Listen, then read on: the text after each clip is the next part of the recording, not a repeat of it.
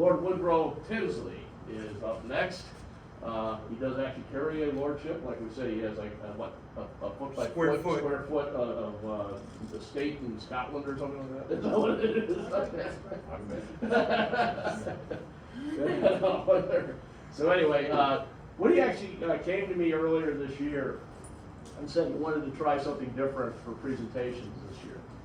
And I really think this is great, and it kind of falls into what really just happened with you guys in East Hartford just the last couple of days. And he'll go into that, but on PTSD. And we've all had it, don't lie to me.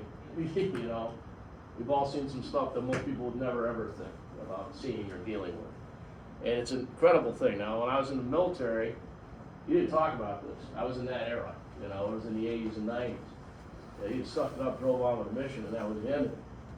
But it really can affect, you know, you've seen the effects of it with some of our veterans, some of our cops, some of the firefighters, you know, but again, some of our old school guys, you know, did we talk about it back in the no, you know what I mean, the 90s, 80s and 90s? No, you just sucked it up and just moved on with the mission. That was all it was to it. But it really, I think it's an incredible piece that he's doing. And so anyway, without any further ado, I'll give you Lord Woodrow Tinsley, who will do this presentation. So everybody bow to him first. Your Lordship. Sir. You are welcome in my kingdom. How you guys doing? Good, brother. So I'm trying not to make this death by PowerPoint. I hope I can, you know, I try to use a lot of humor in my presentations. I mean no offense, but I'll be throwing like a few jokes here and there just to kind of lighten the mood because it's a serious topic. So I can always say I put the fun in funeral. So so without further ado, I'm going to talk about above water buddy checks. Okay, so here's the thing behind the idea of this presentation, right? I don't want it to be like your traditional touchy-feely, like, oh, this guy's, you know, this is a, you know, this guy's coming to tell me to hug it out and shit like that. That's not why I'm here. I'm here to kind of, as divers, if you guys are like me, you're constantly in pursuit of new knowledge for diving, right?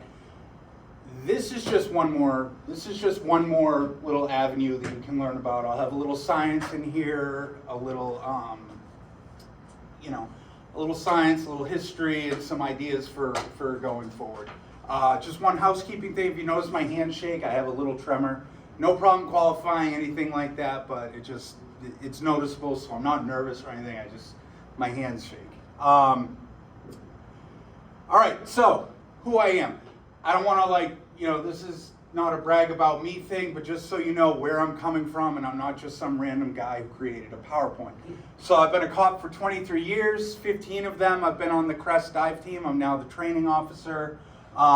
We have a crisis intervention team in Connecticut, and the organization that provides all the CIT training nationwide. I'm president of their board for this session. Be done in like a year. I'm a peer support leader in our department. I've done some pretty serious call outs in Connecticut to lead peer support missions. I'm a police academy mental health instructor, PADI master instructor. I am a full member of the Boston Sea Rovers. I'm about to finish my MSW. I start a PhD in July on this stuff. And my claim to fame is that I am the one who wrote and created the Zombie Apocalypse Diver course. So that'll be on my tombstone. Did you sell that yet or no? Yeah, I've been selling it. Yeah, No, I mean, I remember somebody wanted to buy the rights for it. yeah. Divers Direct wanted to buy the whole thing for like 30 grand, and I said no. And I've made more than that off it, so it's been lucrative. I own a small scuba company called the Sharkatoothes Diving Company. That's my LLC for scuba training and stuff like that. I've also recently started PTSD, pressure therapy scuba diving. It's going to be a scuba organization. Listen, there are a million organizations out there doing Wounded Warriors. What's the other one? The TRP in Massachusetts. Like, there's a million out there for veterans. You can see on Scuba Divers Uncensored, like last week, there's a new guy trying to start another one for military. PTSD divers, pressure therapy, scuba diving, that's for first responders, because we don't have one. and there's a lot of first responders out there who are not scuba certified, and there is science to back the idea that recreation therapy, pressure therapy, underwater therapy, ocean therapy, all that shit is actually very beneficial, right? So, so that's pressure, PTSD, Can you share pressure. that logo with me so I can put it in our presentations? Yeah, absolutely. And once I'm still working on it, like the program, but once the program's up, if you're an instructor and you would like it, I'm not going to be selling it. I'm going to be giving it away, just with the idea that maybe you will, or maybe you pay it forward, because we had an officer involved in a shooting. I brought him in the pool. He found it incredibly therapeutic. He said he felt free. So there is something behind there. But public safety at large, including nurses, EMS workers, corrections officers, I don't want to forget about them. They have a hard job. It's just geared towards that. So hold time. I got 3 questions. I got a bunch of questions here. Okay. Most of them are rhetorical. The first 3, just so I can know the audience, and I'm curious, I wouldn't mind if you answered just by a raise of hand. So who's police here? 1, and there was the trooper earlier. Okay. So the rest of you are fire. Who here was a diver before they became like, okay, and the rest of you became a diver after you came on the job? Did anybody do it specifically to become a public safety diver? Yeah, cool, good for you guys. Good for you guys. And finally, who dives for fun? Like, all right, that's good to see. A lot of times, like, This isn't fun? I know, right? But most of my team is like, I'm like, you guys want to go diving? And they're like, no, like, we're not getting paid for it. I'm like, we can dive for fun. And listen, when I say dive for fun, I do not mean cruise ships. If you're a loser cruise ship diver, you don't count. All right, you gotta be a real diver. You can't be on Carnival's, dead reef. The rest of the ones are rhetorical. If you want to answer, feel free, but you don't need to. But just consider these for the presentation. So, who's been nervous about a call out? You'd be lying if you told me no. I mean, we can all say that. It's like, so I'm a police officer. You guys are firefighters. You guys run into burning buildings for some reason. I run in with people who are committing violence. Like we had a active shooter a couple years ago. I was in the detective division. My first day back on patrol, my very first call, triple homicide, guy actively killing people. And I'm walking up to the door. I'm the first one there, and I'm like, holy shit, this is stupid. What am I doing? And then the backup officer showed up, and he had a rifle. He's like, wait for me. I'm like, yes, thank God. So if you haven't been nervous, it's kind of like peeing in your wetsuit, right? You either pee in your wetsuit or you lie about it. Dry suit's a different story. Who's questioning their own ability? We've all done that, right? Imposter syndrome, I shouldn't be here, This one you can all answer is recovered evidence of a crime. I'd say many of you. Here's another one. Who's recovered human remains? That's a big one. Especially if they're in an advanced state of decomposition, it can be traumatic. If you've made a notification to somebody, told somebody that their loved one has died, that can be a very traumatic event for both you and definitely for them. If afterwards, who's been depressed, not gonna lie to you, it's happened to me a lot, thought of hurting yourself, thought of suicide. We're going to talk later about the creation of peer support, and if you're not comfortable with asking somebody if they are suicidal, get comfortable with asking someone if they are suicidal, okay? Use that word. Are you thinking about suicide? Okay, we'll talk about that more later. These are all risk factors and symptoms of traumatic exposure, okay? So if you have done any of this, with the exception of the top 3, I mean, if you're a loser cruise ship diver, that might be a traumatic event for you too. I don't want to, take anything from it. But these are risk factors, guys. Okay? These are all traumatic events, and we're going to talk about the science in a minute. Okay? So here's why public safety divers are at greater risk. And I have done research ad nauseum about this, and this topic has never been approached. Okay? And this doesn't just apply to public safety divers, it applies to technical divers, cave divers, and military divers, because just like us, they may be called upon to recover a body. I mean, how often do you hear somebody dies on the Doria, somebody dies in a cave? It's usually not a public safety diver who's going to get them. It's one of their teammates, or it's an experienced cave diver, which I am not. So they're susceptible as well. Difference between us and them: they're civilians. They're not accustomed to it. This may be, the closest one of them may have been to death was their grandmother's funeral, something like that. And here they're bringing up somebody. Gas is expanding. Snot's coming out. It's yucky, and it really is. I mean, you can't tell me you brought a body up and been like, oh, that was cool. It's not fun, and it is traumatic. We're not supposed to be exposed to that. So the 3 reasons that we're more susceptible to this is the demands of the job, the risk factors of the job, and the environment that we work in. Okay. So the demands of the job. We're in a high pressure environment. Literally, that means 2 things. Number 1, every dive is a decompression dive, right? So we are in higher pressure, okay? It's also, most of you guys are fire, you guys are probably rescue oriented, right? You're a rescue team. Holy shit, drop everything, we gotta get there. I gotta get the boat on, I gotta get the suit on, is the gear connected? Oh shit, I forgot to turn on the tank's empty. It's high pressure, right? It's not easy for rapid deployment. Police, we tend to slow it down because by the time we get there, we got to put the donut down, we got to leave the coffee shop, we got to get, I mean, you guys don't think I don't know. You got to turn your stove off because your chili will burn, right?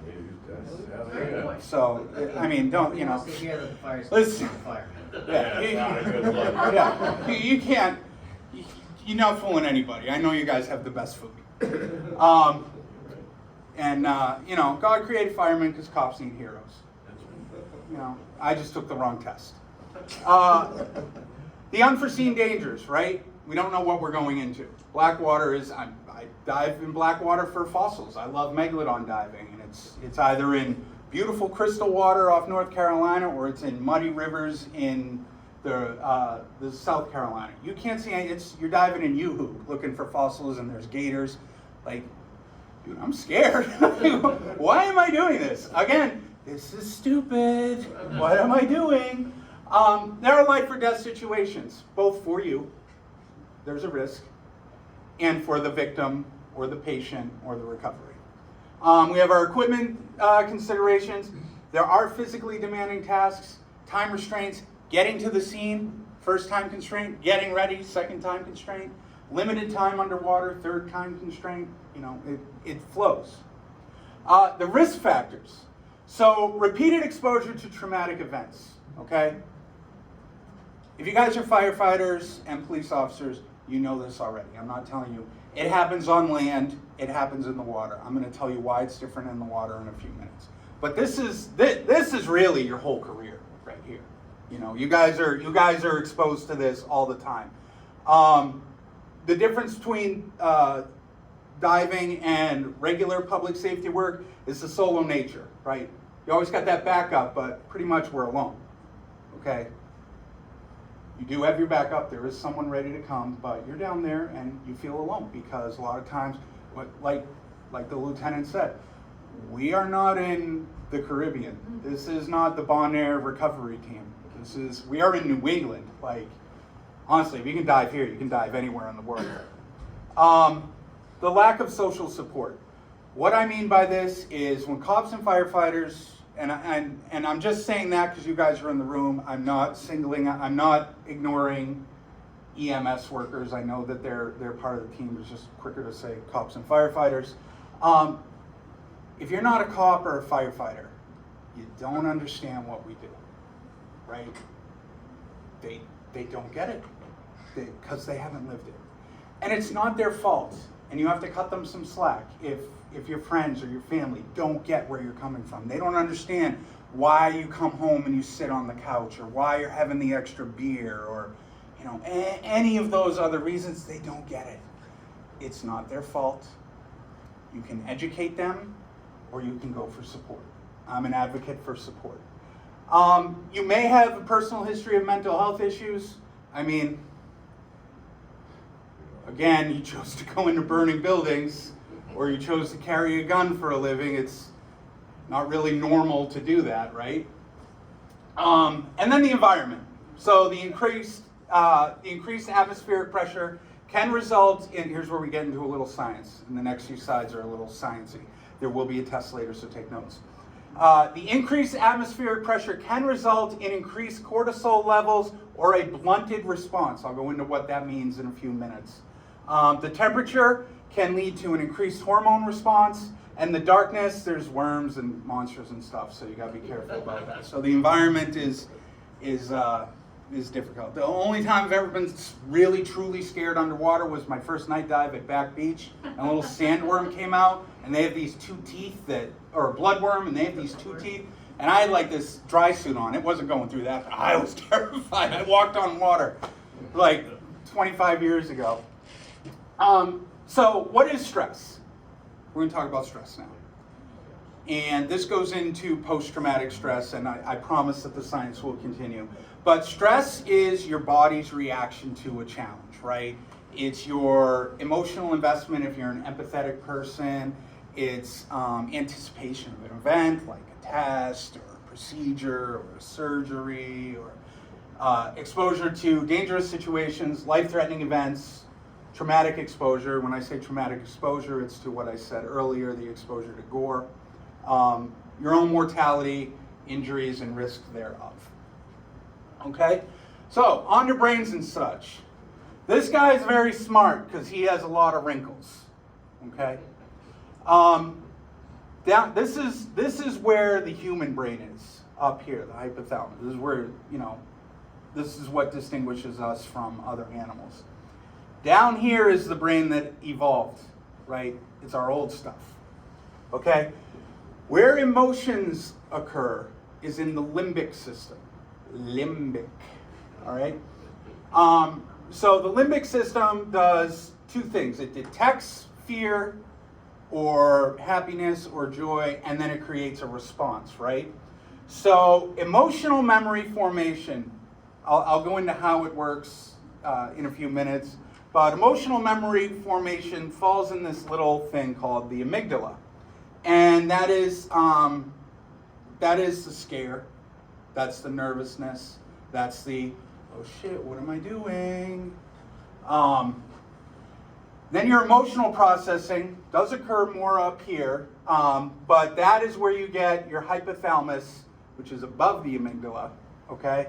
And that's where we get, anybody who's been in EMS, you've heard the fight or flight or the feed or breed, right? Fight or flight is your sympathetic nervous system, parasympathetic is your feed or breed, rest and relax, okay?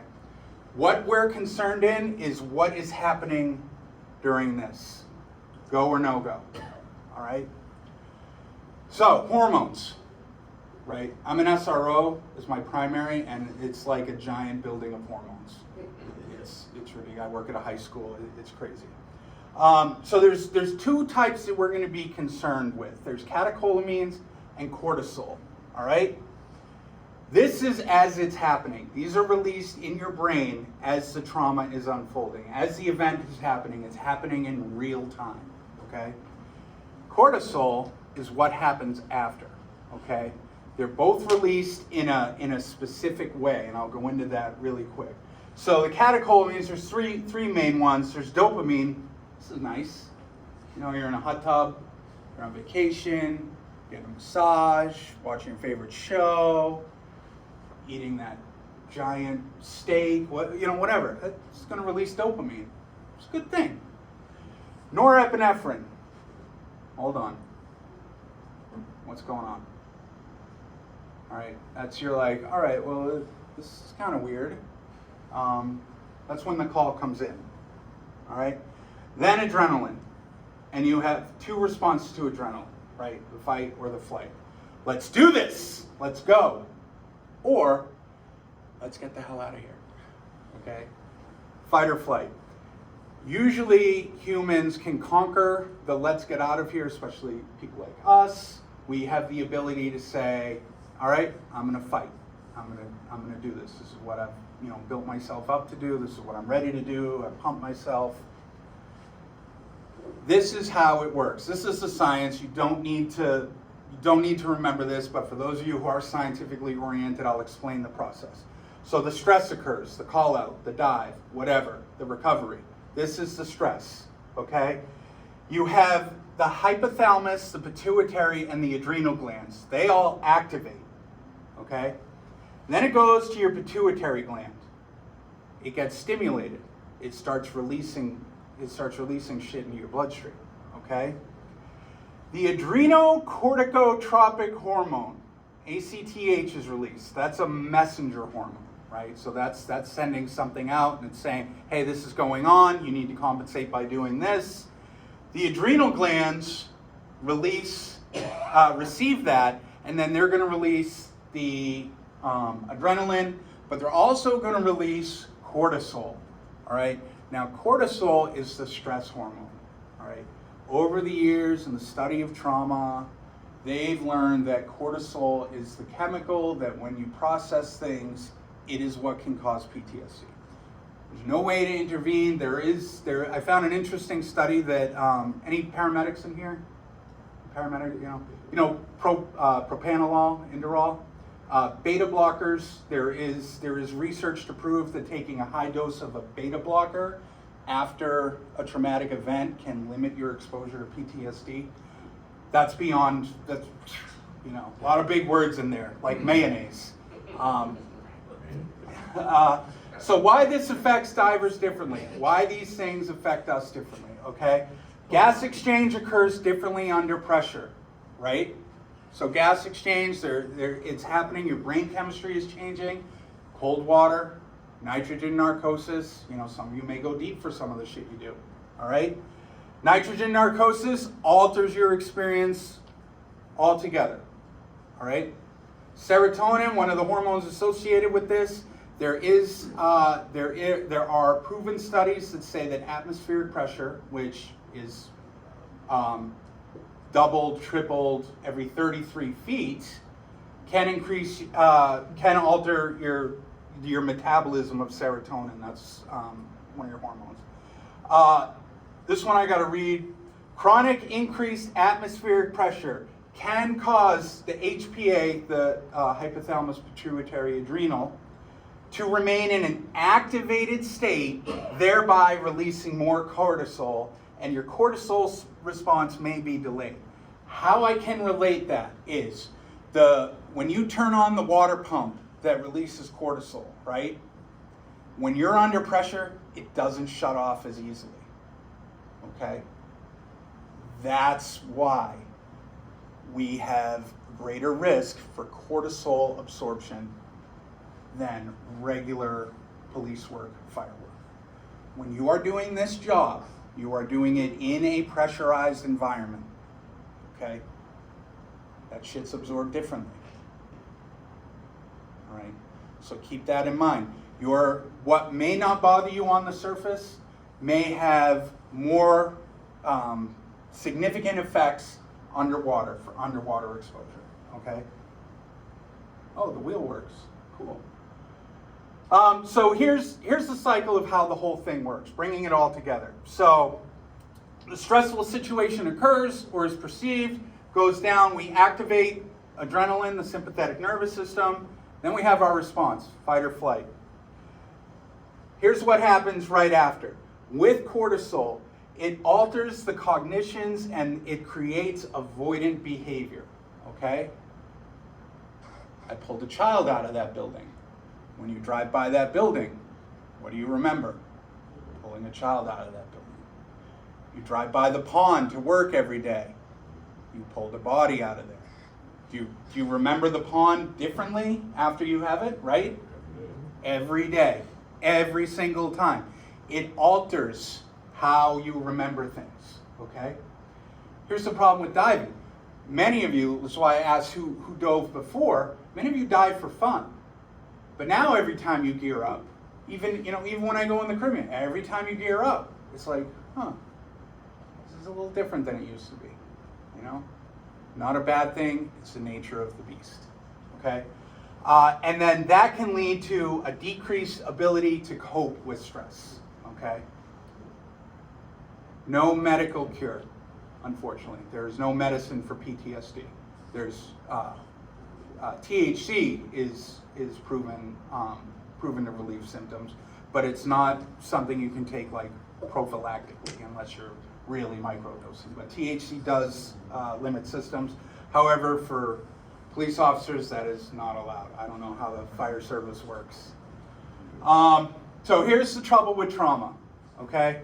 The reason I put the Chinese symbols up here is because it's interesting. So in Chinese script, trauma is referred to as injury, right? But then there's the crisis. Now, we haven't used that word yet. I'm going to use it. I'm going to start using it now. Crisis is a neat word in Chinese script because it's a combination of two words, okay? Danger, sympathetic nervous system, and opportunity, right? They both need to exist at the same time, which leads to a crisis state, all right? So what is a crisis state? A crisis state occurs, and this is happening after the dives. This is stuff you're going to start to watch out for. You may have experienced it yourselves. It's when your body's coping mechanism is overwhelmed, right? You break down and cry, you can't move, can't get out of bed, just freeze, things like that. That's crisis. You think about killing yourself. That is crisis, okay? We have the basal ganglia, right? The reptile brain. That's the brain that if you're drowning, you'll climb on a child. You don't care. You'll come out of everything, all right? When you're thinking of suicide, or if one of your friends or somebody is thinking of suicide, they're willfully overriding that reptile brain. That's a big deal. That's a crisis state. To get to that level where you can override your most basic instinct to survive. I mean, that's a big deal. To me it is. So stress is caused by the crisis event, okay?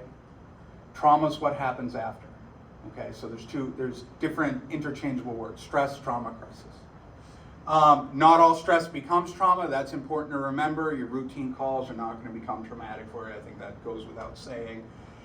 And here's a big one, okay? You cannot judge trauma, all right? Monty, the most traumatic thing, and I'm not saying this, I know what Monty's seen, believe me.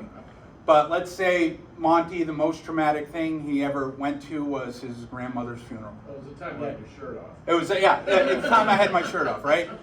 Does that compare to pulling a child out? No, it does not. And the old days, and you senior guys are with me, the old days, dude, stop being a wuss, right? Stop being a wuss. Why do you care about this? It's just a dead body. See, it's a brain. Look how smart they were. Kick it around and make jokes, stuff like that, right? Different generation now, right? These younger officers, these younger firemen, they're a completely different generation, you know?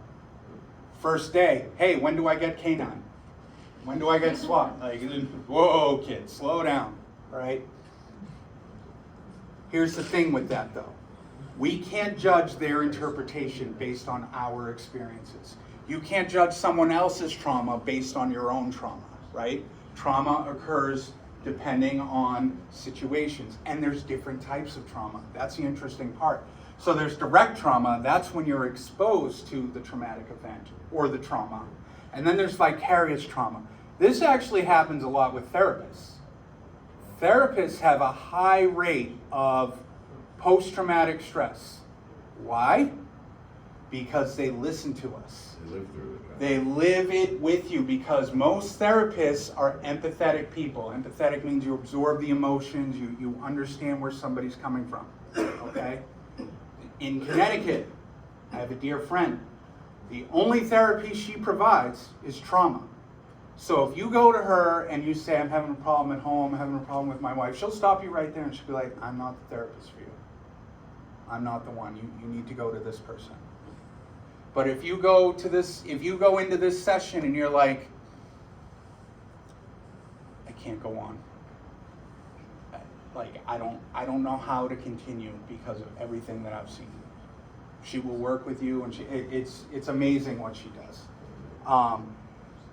If you're going to therapy, every therapist will say that their experience with trauma.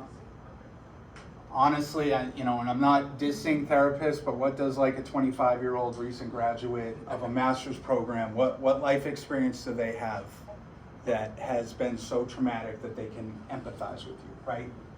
So if you are seeking therapy, or you aren't, if you have trauma-related therapy, seek a specialist and ask them, what's your experience with trauma?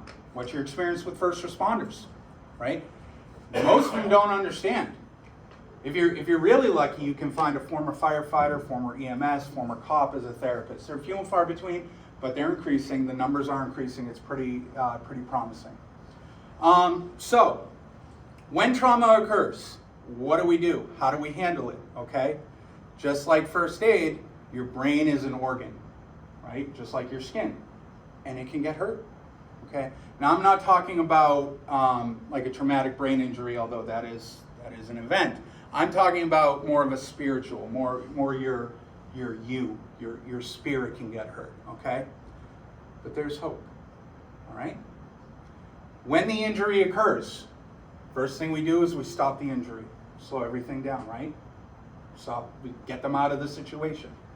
Next thing, we're gonna bandage. Stop the bleeding, diffuse the situation, okay? Then we're gonna put a cast on. Gonna conceal it, not conceal it, but really secure it, fit it so we can heal. And we're gonna give it time to heal, okay? After that time, a scab is gonna form, okay? That's our processing time. After that, the scab falls off and the injury's gone. But there's a scar. And we always remember the scar. Where PTSD and treatment and peer support come in is management of these bottom ones, okay? There is a caveat that I always give out. If you have recently, I'm not telling you how to live your life. That's not why I'm here. You do you. Your brain is processing all that cortisol, that traumatic event. Alcohol alters your brain chemistry. It can inhibit that. So alcohol is not necessarily the best coping mechanism at first. I know that, it is very comfortable to go out and have choir practice, right? That's the younger guys, you guys know what choir practice is? We used to call it hydraulic drills. Hydraulic. But here's what happens during that treatment of trauma. We have what's called post-traumatic growth. And I know I spoke about a scar. Let's imagine you break a bone, all right? What happens after that bone heals? It becomes stronger, heals stronger than it was. We're the same thing. We have post-traumatic growth, all right? It was first described in like the 60s and really cemented in the 90s when it was really defined, okay? What post-traumatic growth is after the event, with therapy, with processing, with or without a therapist, doing things yourself, taking care of yourself, self-care. We can increase our strength and resistance to future things, right? That's proven by everybody in this room if you've been to more than one call-out. Why? Because you went back for more, okay? There may be a time when you can't go back for more. That goes back to crisis, all right? Change self-perception, because look what I can do now, right? Oh shit, this is stupid, what am I doing? Look what I just did. Went in there like a badass. It can improve our relationships. The trauma can hurt our relationships. Cops, firefighters, notorious for divorce, right? But it can improve it as we grow from our trauma. Reevaluate our priorities. I almost died. God, I need to spend more time with my kids. Things like that. That's a good thing. And you grow as a person. We need trauma. It's going to happen. It's going to be traumatic. It may be you stub your toe, it may be you fail a test, or maybe you get shot, or you nearly die, or you drown. You know, there can't be a judgment of someone's trauma. And that is weird for me to say because I'm a different officer than I was 15 years ago when I did make fun. Like, I'm Gen X, right? We don't give a shit. We don't care, right? Like, give me whatever. A participation trophy? What? You know, like, we don't care. But now there's a new me, right? Because I've been through that shit. And I'm like, holy shit, I need help. I'm not doing so well. And now I'm at the point where my post-traumatic growth, my growth as a person is now I'm like, just like diving, I get excited about diving. I actually get excited about this. I like to help people. I like to help people help themselves, okay? I'm not your savior. I'm not gonna, you know, I'm not gonna like be the guy to like lift you up. You're gonna do that on your own. I'm gonna just give you the tools to do it and help you do it. I'm trying to become a therapist now. That's my goal, right? And for many of you, it may work, or a model similar to my own will work for you. So, important things to remember, right? So just like on a dive, we gotta do a safety stop. We gotta decompress. So I only learned about this a few years ago. Excuse me while I get a drink. In my city, when firefighters go into a call, like if there's a fire and they go into a call, they bring an ambulance or a special bus and they call it rehab. Do you guys have that? Is that like a national? Yeah, it's a normal thing. It's a normal thing, right? Yeah. Cops don't have that, which I think is stupidest. I know, I've used it, but I think it's the stupidest thing. You come out of like this super stressful situation, someone like myself, overweight, my blood pressure's probably 400 over 200, you know, something like that. Why are we not rehab too? You know? SWAT should have it. All of that. SWAT, critical incidents with cops, like why are we not, why? I don't know why they don't do it. There's two things. Have you guys heard of critical incident stress management? Anybody? CISM, and then the critical incident stress debriefing? Yeah, we have Right. a special one in Jersey. Yeah, we have teams that do it, right? In our programs to get the number out. Sure. Right, so I'm on one of those teams, and we do it. My personal opinion is that the 7-step CISD model could be updated a little bit. It was created in the 70s. The guy who created it, genius. He is a genius. Like, I've spoken with him, had long conversations. I responded to a scene in Connecticut where some officers were killed. Like, I was like, what? Dude, this one's bad. You can give me some advice. He talked to me for like 3 hours. Great guy. But I saw the system work there, and I think it could be updated a little. I mean, no offense to that man at all. He is a genius. He saved thousands of our lives, thousands. But do you want, if you're gonna get on an airplane, do you want to get on one with like modern technology, or do you want to go back in time and get on like Amelia Earhart's one, right? Things need to be updated. Are we still diving with the double hose? No, right? Some of us are. So there's two events, right? And consider this for those of you involved. That critical incident stress debriefing should not happen the next day, okay? What should happen is the diffusing, getting everybody on the same page. Hey, is anybody in crisis? Are we all set? Are we good? Okay, this is what you're gonna watch out for. Next week, following week, we're gonna have a debriefing. Right now, you need to give yourselves time to process, okay? Now is not the time for you to go over and relive the call that happened 24 hours ago, right? Yeah. Because you're still in shock. They're not productive. It's not productive. And your administrators, they are box checkers. Yep. God love them. Some of them were cops, some of them were firefighters, but all of them forget where they came from, right? They are box checkers now. Okay, we had a critical incident, activate the CISD, do it the next day, and then what I just did, check that box, right? No. You need to tell them. Get it diffusing. And your EAP, your people, the people who do this, they know exactly what a diffusing is. Ask for the diffusing. okay? Then you ask for the debriefing, okay? The diffusing, I'm telling you right now, is just you guys. Just you guys. Do not bring in the chaplains. Do not bring in the therapists. Do not bring in EAP. Do not bring in administrators. People who are there and peer support officers, okay? They're giving you a problem, give me a call, I'll set them straight. But buddy checks are important. Those are when we just check on each other. Hey man, know you had that rough dive yesterday, know you had that rough call, I'm here, just checking on you, you good? I've been through a lot of these trainings, like a lot of this shit, right?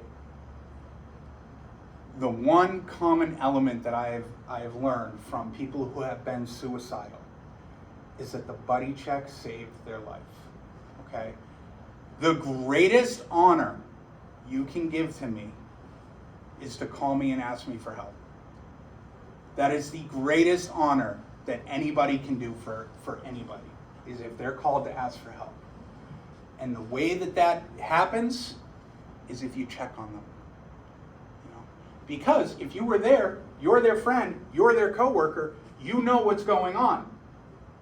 Their wives, their husbands, their significant others, they don't get it. Take it easy on them. Remember, they weren't there, okay? But seek help for yourself.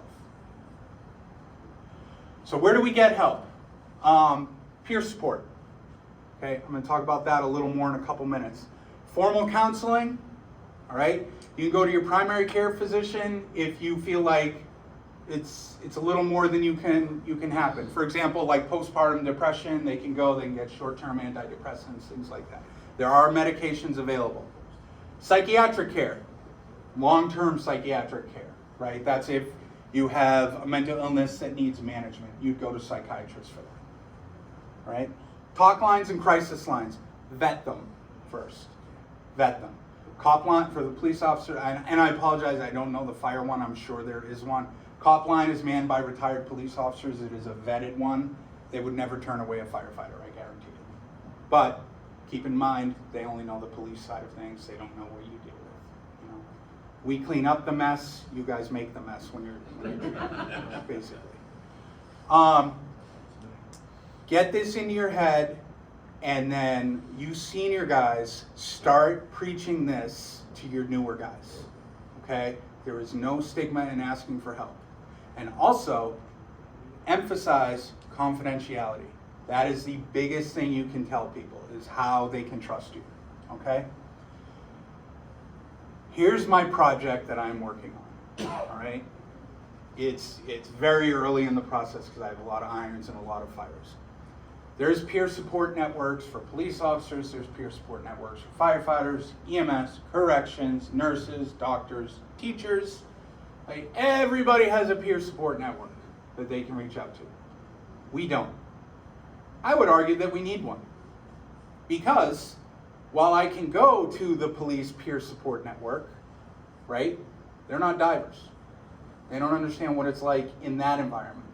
They understand the difficulties of my job, they understand everything, but you need peer support by your peers, not by your non-peers, right? If you're a SWAT guy, you're a technical rescue guy, you know, you're not going to go to the admin guy for counseling. You want to go to somebody who knows the shit you've been into, who's been in that hole, right?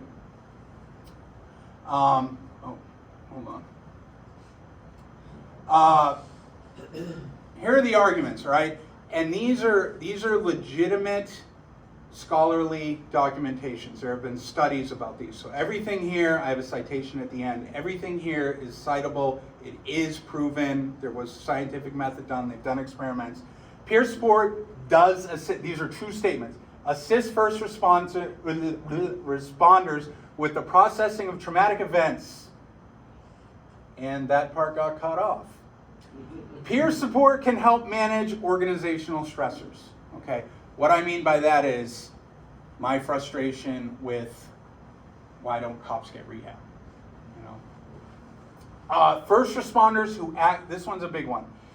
First responders who actively engage with peer support experience increased well-being. Remember I said that. They experience increased well-being. Okay? It works.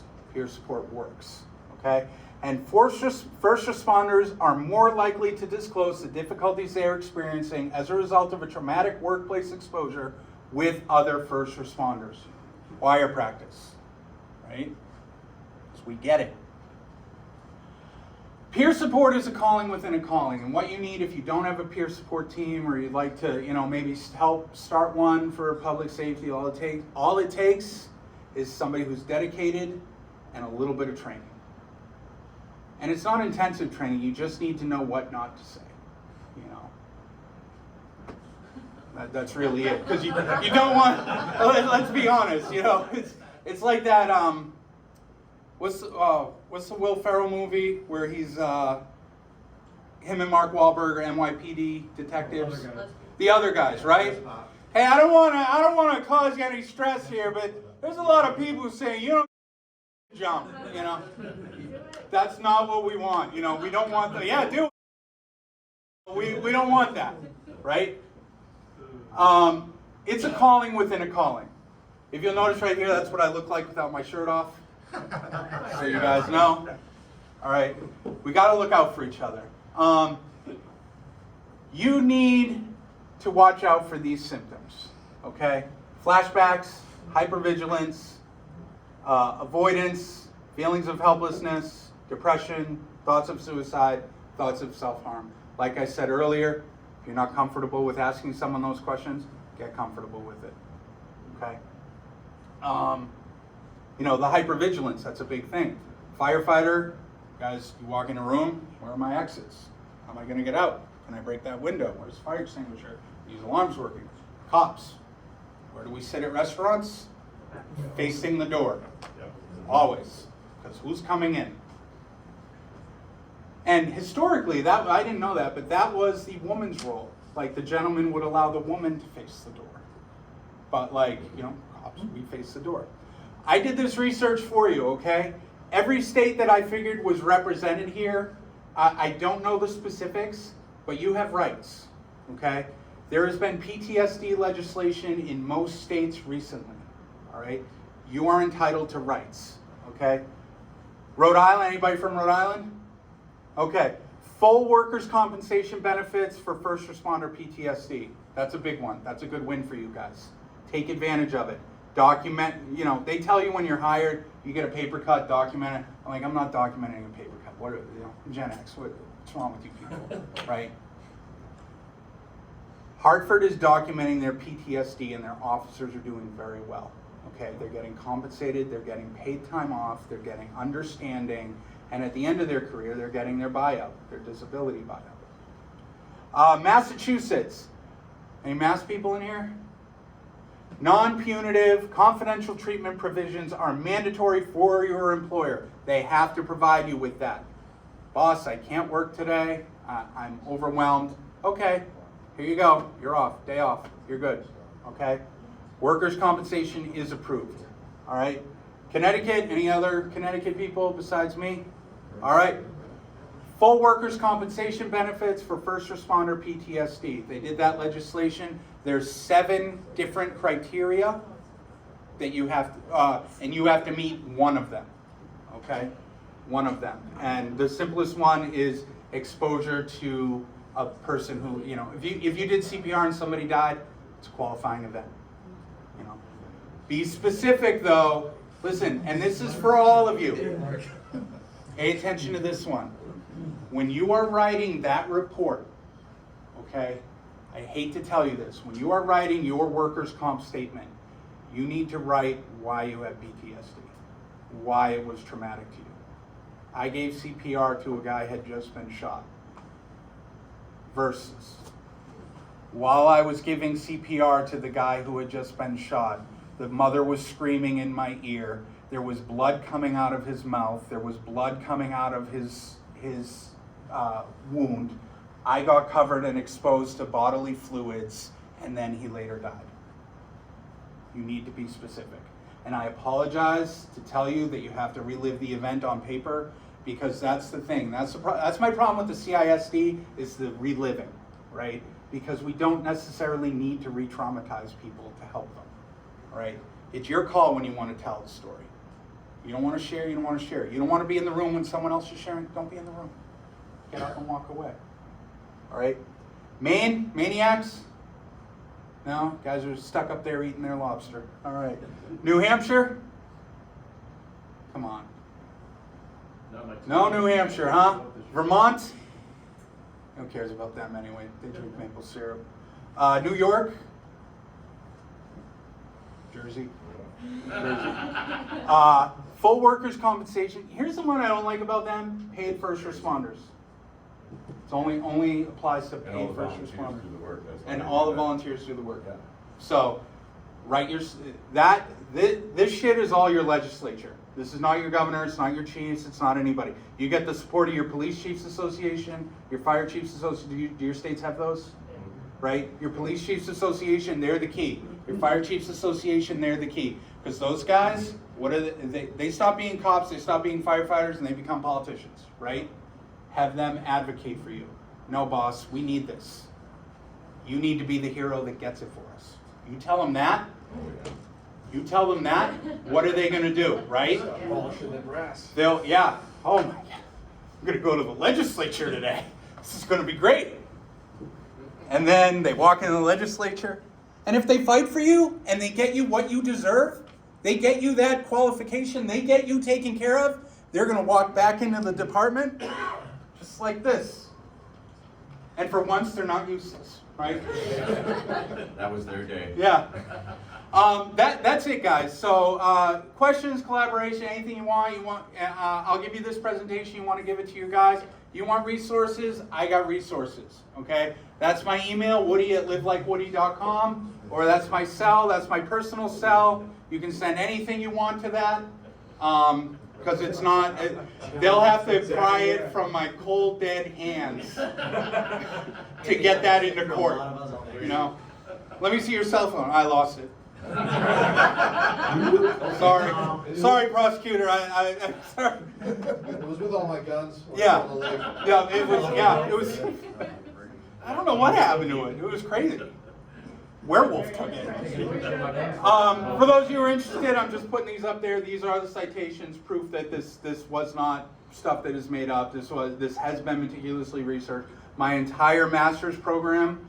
We're allowed to pick our track. My entire master's program has been focused on public safety, crisis intervention, and public safety peer support. So I do preach this stuff because I do have a good, I feel like I have a good grasp of it. It's near and dear to my heart. I feel like that this is the most important police work I've done. You know, this stuff, looking out for you guys. And I mean, I love you firefighters too. I do. You guys have listen, in East Hartford, you always feed me. You're always nice. Your bathrooms are clean. You have recliners. You don't care if I sleep on them. You know, like, you guys are great. Like I said, I took the wrong test. I went in the wrong room. Police were over here, firefighter were over here. I was like, oh, okay. What am I doing here? But that's it. Are there any questions? The study of the beta blockers. The study of the beta blockers, it's just one that I know about because I researched it for a paper a while ago. I don't know the specific study. I can find it for you if you want to talk about it. We can look it up. But it was a very technical read. Very technical. Like I said, a lot of big words like mayonnaise. But and it's the problem with it is that the problem with that study is that it's an off-label use and it's not common. So if you go in, if let's say you get hurt, serious bodily injury, right? And you get pulled in and the firefighters are lying in the hallway, or a cop gets shot and the cops are lying in the hallway, and you say, hey, give me a strong dose of a beta blocker so I can prevent PTSD. They're going to look at you like you might as well be asking for Dilaudid for a ingrown toenail, right? It's not going to happen, you know. Tufts University right now is doing a neat study, which I honestly think this is my personal opinion. I think that the future of a lot of psychiatric care is going to be with psychedelics. The things that I took an oath to fight for years against are now being used for medical treatment.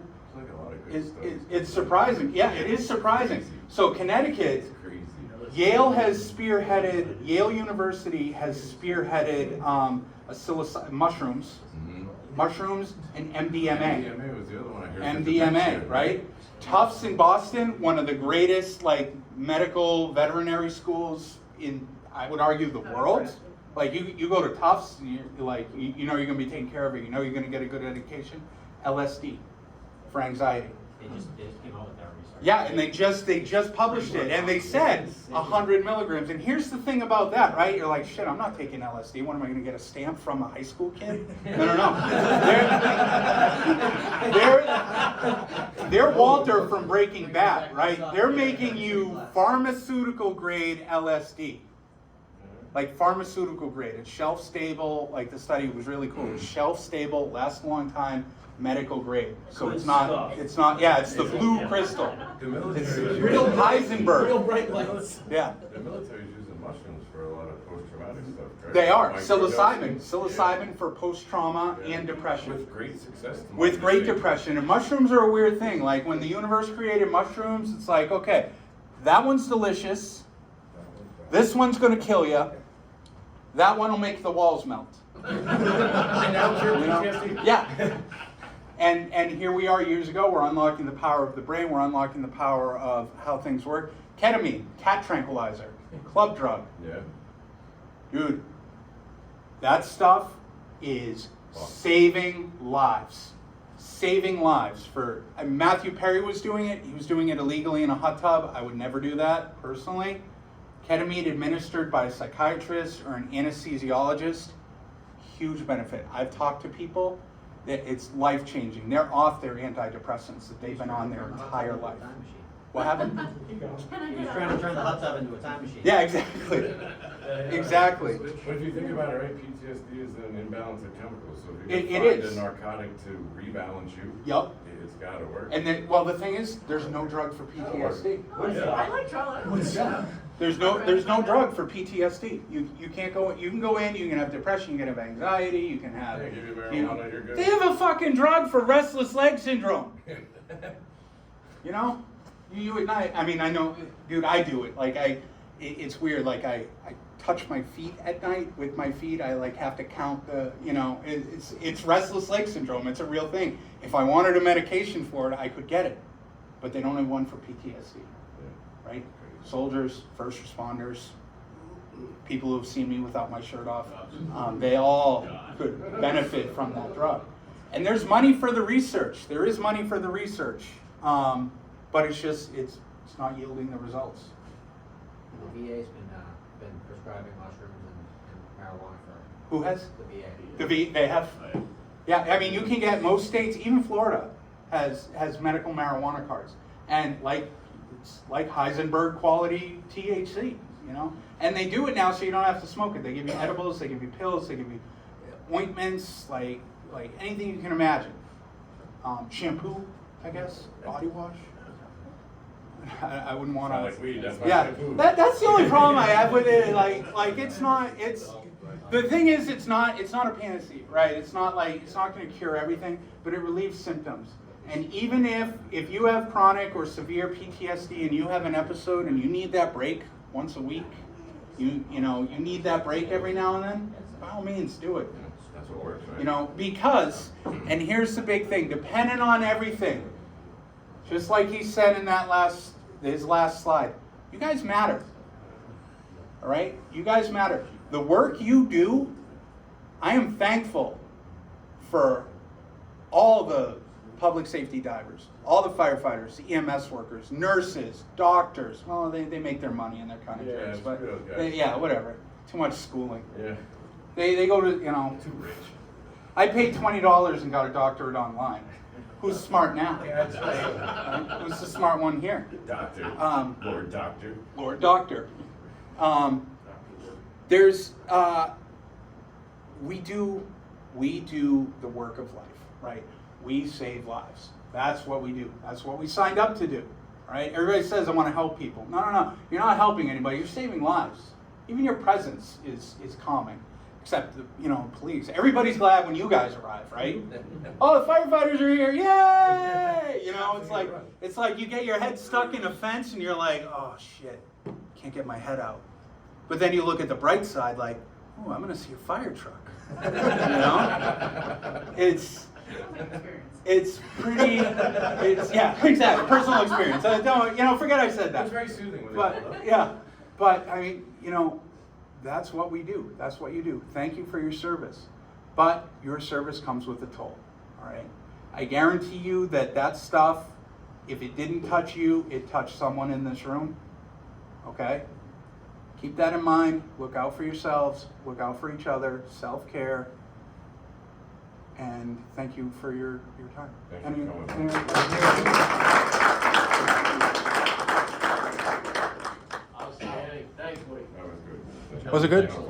Yeah. I'm gonna go on the road with that thing. I'm not kidding. Was it like serious? No, that's my first time giving it. It's never been like give me honest feedback. Ron, you'd be good at our CSI weekend. Yeah, sir. Ron, you'd be good at the CSI weekend. Yeah. Seriously. Let me know. I wouldn't even charge. It's just You can this. come in via Zoom and do it. It'd be great. That'd be great. I'd love to help you guys. I think it's a message that needs to get out there. I'm glad that it's finally the tides have changed, right? The pendulum has swung against public safety for a long time. It's going to start to swing back when they realize how bad they need us. And if they need us healthy. Right. Not just physically, but mentally healthy. And you need it, and you deserve it for yourselves. Don't forget that. You deserve to be okay. All right. Cool. That was awesome. All right. So here's a couple of notes here.